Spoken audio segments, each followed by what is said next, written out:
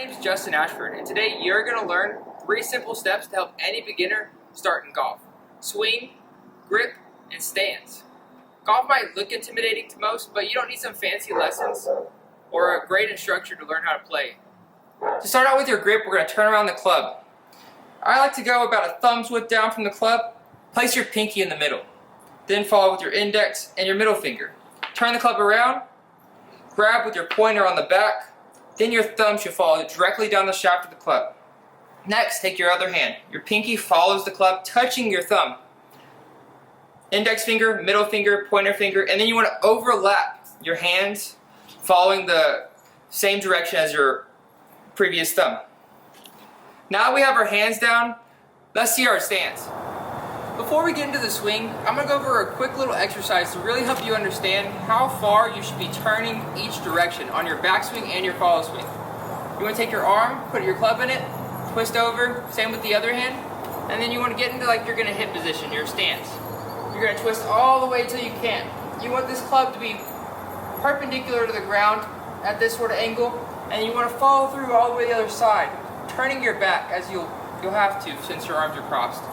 And that's the exact follow through and backswing you're going to want in golf. Now for your shot. You want to make sure you keep your eye on the ball, of course. Keep that left arm locked and loaded. You're going to go back using that right arm as your force. You're going to come down, make good contact, looking at the ball, and keeping your back the same way we just did in that exercise. You can practice this exercise to really help if you're having issues with your backswing or your follow swing. Tips. Your feet should be shoulder width apart. Easiest way to do this is just drop your arms and make sure the outside of your heel is in line with the ground. Next is your legs. You want to slightly relax them. Feel comfortable. Golf is meant to be fun. If you notice, my back is a little bent, and that's in order to get the bottom of your club parallel with the ground. The reason we do this is because when you're scooping the ball, you want to make sure you get good contact in the center of your club. And the easiest way to assure that is with a flat bottom. Here's a diagram showing each ball position relative to the club.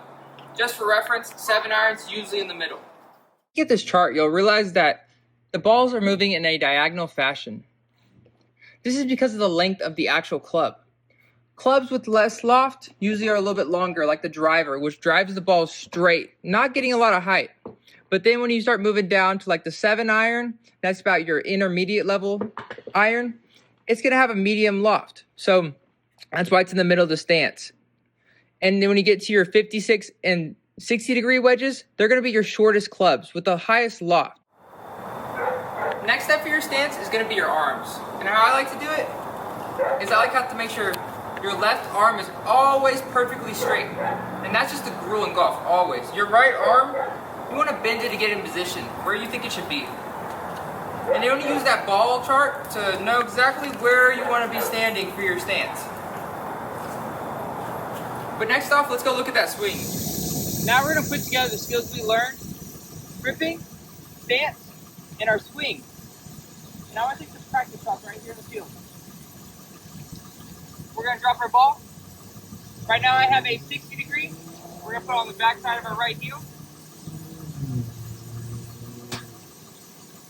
And that went way too far. But anyways, that's how you hit the 60 degree. Next up is the driver.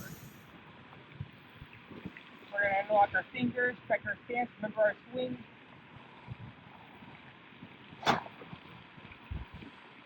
There's the styrofoam ball. Now let's move on to that putter. With grip, stance, and swing, you already have the foundations to start golf. The next time you're on a course, you'll know right where to begin.